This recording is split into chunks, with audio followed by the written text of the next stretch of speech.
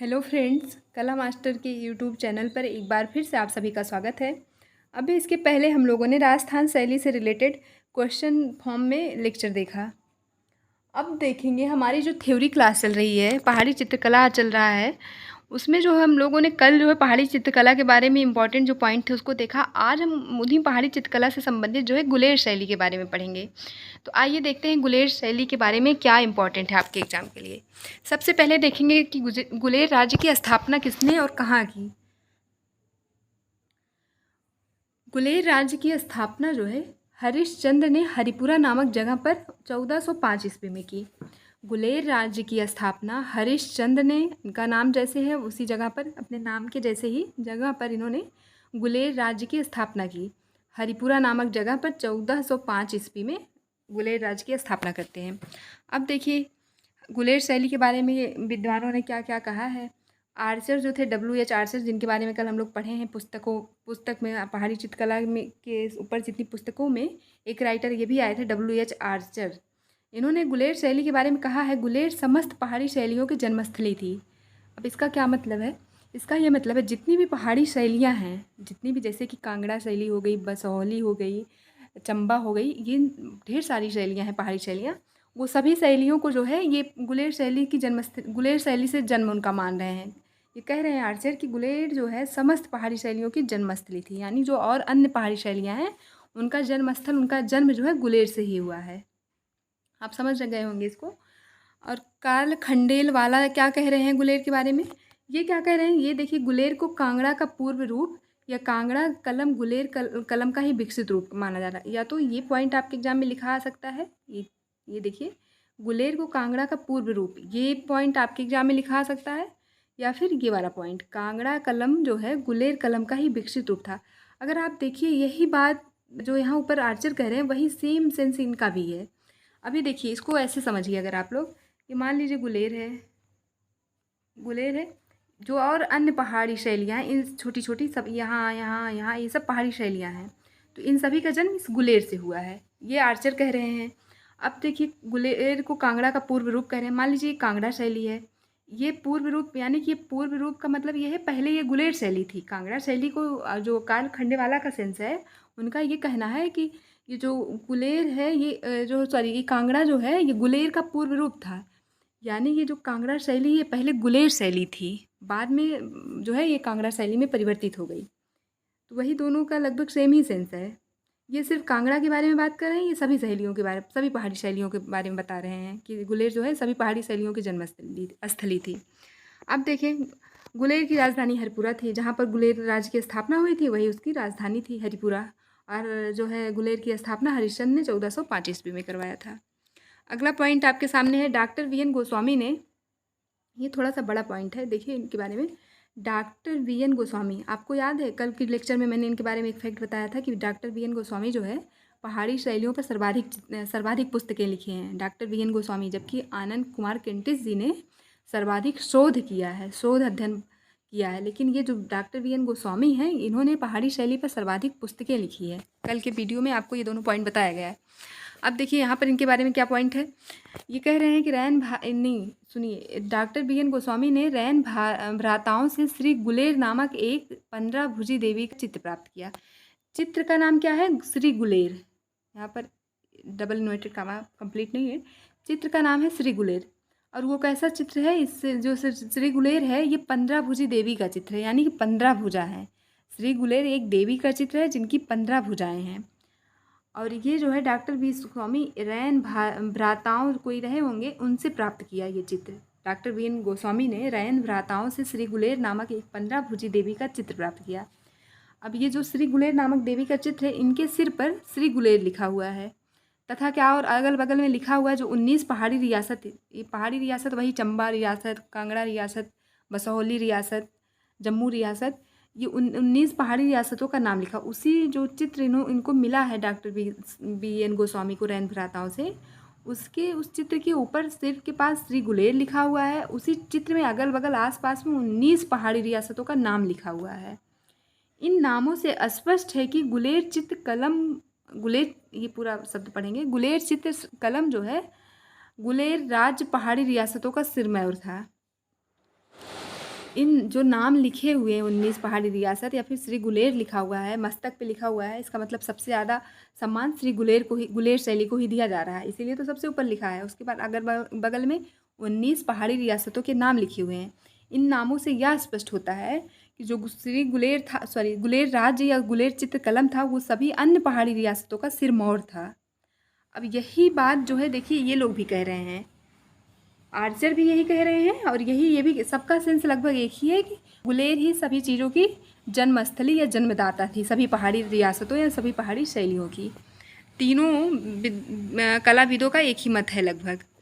अब अगला पॉइंट अगर देखें, देखिए गुलेरदावासी पहाड़ी रियासतों में फैले कलाकारों के वंशज थे। आपके एग्जाम में ऐसे आ जाए गुलेरदावासी कौन थे, तो ये पहाड़ी रियासतों में जो फैले कलाकारों के वंशज थे गुलेरदावासी। अब देखते हैं गुलेर शैली के संरक्षण करता है, आप कह सकते हैं गुलेर शैली से संबंधित शासक जो थे, जैसा कि अभी तक जिस फॉर्म में पढ़ते आ रहे हैं इसमें भी वैसे ही पढ़ेंगे। तो पहले शासक हैं आपके मान सिंह। इन्हें जो है मुगलों ने अफगानी चीता की उपाधि दी। ये जो अफगान युद्ध में मुगलों की सहायता करते हैं, इसीलिए इनको मुगल शासकों ने अफगानी चीता की उपाधि देते हैं, मुगल शासक। ये इंपॉर्टेंट है आपके लिए। तभी से देखिए जब से ये जो है इनको अफगानी चीता की उपाधि मिल जाती है, तभी से गुलेर की राजा जो है, गुलेर के राजा, यहाँ पर क्या होना चाहिए, गुलेर के राजा पहले चंद लगाते थे। उसके बाद जब से मान सिंह को अफगानी चीता का उपाधि मिल जाता है, उसके बाद से अपने नाम के आगे सिंह लिखने लगते हैं। अब देखेंगे इसके आगे के जितने भी राजा हैं सब के आगे सिंह लिखा हुआ है। लेकिन इनको अफगानी चीता की उपाधि मिलने से पहले जो गुलेर के शासक थे वो अपने नाम के आगे चंद लिखते थे। अब देखते हैं अगले शासक आपके हैं गोवर्धन सिंह। यहाँ पर देखिए ये अगले शासक हैं आपके गोवर्धन सिंह। इन्हें गुलेर शैली का प्रमुख आश्रयदाता मतलब समझा जाता है। इनके समय में गुलेर शैली को बहुत ज़्यादा संरक्षण मिला, इसीलिए इनको आश्रयदाता कहा जा रहा है गुलेर शैली का। और इन्हीं के समय को गुलेर शैली का चरमोत्कर्ष काल माना जाता है। गोवर्धन सिंह के समय को गुलेर शैली का चरमोत्कर्ष काल माना जा रहा है।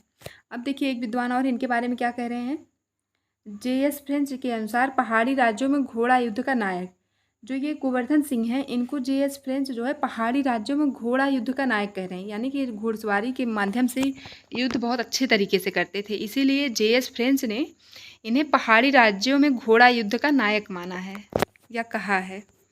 अब इनके समय के प्रमुख चित्र कौन कौन से गोवर्धन के, देखिए राजा गोवर्धन अपने बेटे के साथ ही हुक्का पीते हुए इनका चित्रण हुआ है, अपने बेटे के साथ हुक्का पी रहे हैं राजा गोवर्धन सिंह। इनके बेटे का नाम प्रकाश चंद था, देखिए इनके नाम के आगे चंद लगा हुआ है।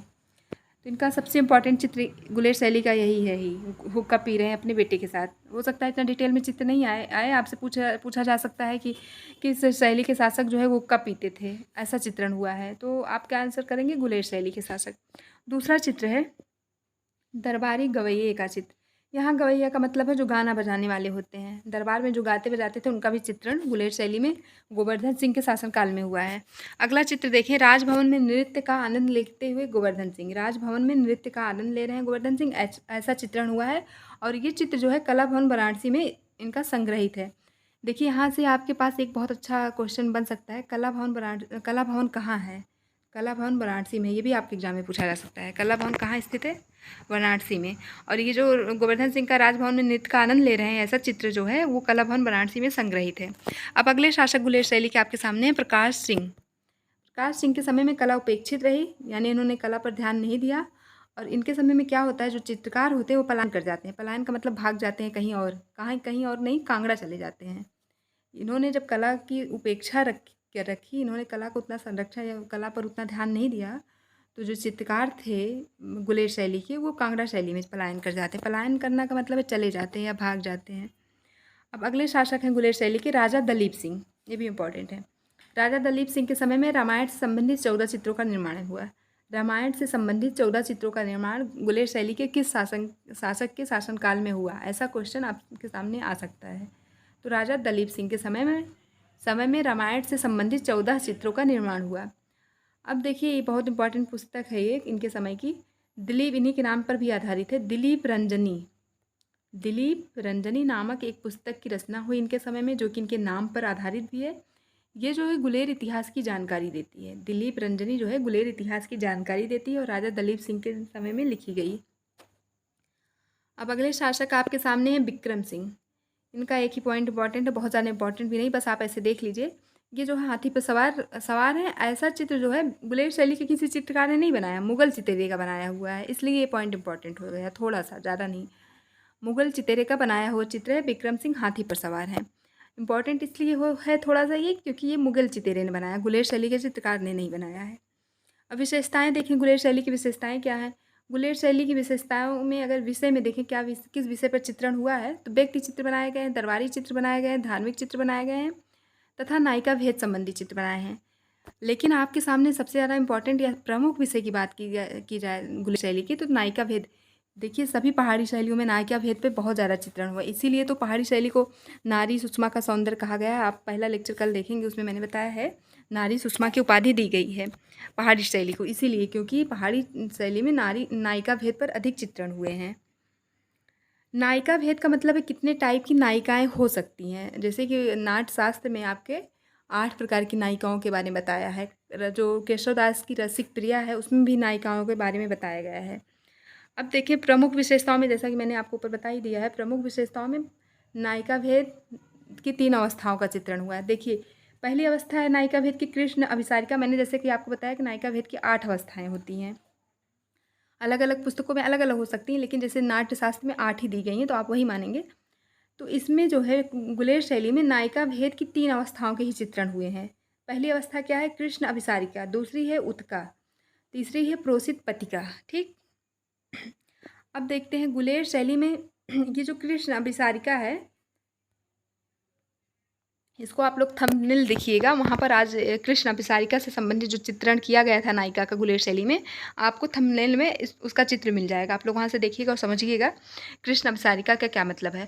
और ये उत्का का मतलब है कि वियोग में है नायिका, अपने पति से मिल नहीं पा रही, ऐसे वियोग में है। ठीक। अब अगला देखिए, तो इसके प्रमुख चित्रों के बारे में, इसका एक विशेषता और है गुलेर शैली का, इसमें राजाओं को हुक्का पीते हुए दिखाया गया है। चित्रों में जो है राजाओं को अधिकतर हुक्का पीते हुए दिखाया गया है। अब गुलेर शैली के प्रमुख चित्रकार देखें। गुलेर शैली के प्रमुख चित्रकार पहले हो गए नयन सुख, दूसरे मानकू, तीसरे निक्का। ये निक्का जो है नयन सुख के बेटे थे। ना से नयन सुख, ना से निक्का, ऐसे भी आप याद कर सकते हैं। तो नयन सुख के पुत्र थे निक्का। दूसरे हो गए मानकू, तीसरे निक्का और चौथे मौला राम। ठीक। चौथे चित्रकार आपके सामने हो गए मौला राम। अब प्रमुख चित्र देखें अगर, तो पहला चित्र है प्रमुख जो है चीर हरण। दूसरा है लंका से निकलती राम की सेना। तीसरा है सीकरी के साथ महिला। सीकरी का मतलब आप लोग समझते होंगे, जो मेरे घर में तो है इसलिए मुझे पता है इसका मतलब। देखिए, ऐसे जो एक रस्सी का बुना हुआ ऐसे बनाया जाता था, जिसमें कोई चीज़ जैसे लोटा या फिर कोई बर्तन रख के टांग दिया जाता था, जिससे बिल्ली वगैरह उस चीज़ को जूठा ना करे, उसी को सीकर बोलते हैं। ऐसे ना लटकाया जाता है, रस्सी का बना हुआ था, जाली नुमा रहता है, उसी को सीकर बोलते हैं। उसी के साथ एक महिला को चित्रित किया गया है गुलेर शैली में। ठीक। लंका से निकलती सेना एक चित्र होगा, दूसरा सीकरी के साथ सेना। अब आपको समझ में आ रहा होगा सीकरी क्या होता है। ऐसे जो होता है ना, इसी में जो कोई बर्तन में कोई सामान, दूध, दही, मक्खन, जैसे आप लोग अगर कृष्ण लीला देखे होंगे, जो कृष्ण भगवान माखन चुराते हैं, उसी सीकर में ही टांगा रहता है वो माखन। जो स्टूल लगा कृष्ण लीला सब लोगों ने देखा होगा, तो उसी सीकर में जिसमें मक्खन टंगा रहता है वही सीकर है। उसी के साथ एक महिला का चित्रण गुलेर शैली में हुआ है। अब अगला चित्र है गोवर्धन सिंह अपने पुत्र के साथ हुक्का पीते हुए। गोवर्धन सिंह अपने पुत्र के साथ हुक्का पीते हुए। अगला चित्र है कृष्ण गोपियों को आलिंगन करते हुए। कृष्ण जो है गोपियों को, आलिंगन का मतलब गले लगाते हुए, आलिंगन कर रहे हैं, कृष्ण गोपियों को गले लगा रहे हैं। अब आज के लिए इतना ही। कल हम पढ़ेंगे कांगड़ा या बसौली, किसी एक शैली के बारे में पढ़ेंगे और एक प्रैक्टिस सेट देखेंगे। हो सकता है आपके सामने कल करंट का वीडियो भी आए। तो आज के लिए इतना ही, हम मिलेंगे कल। Thank you so much.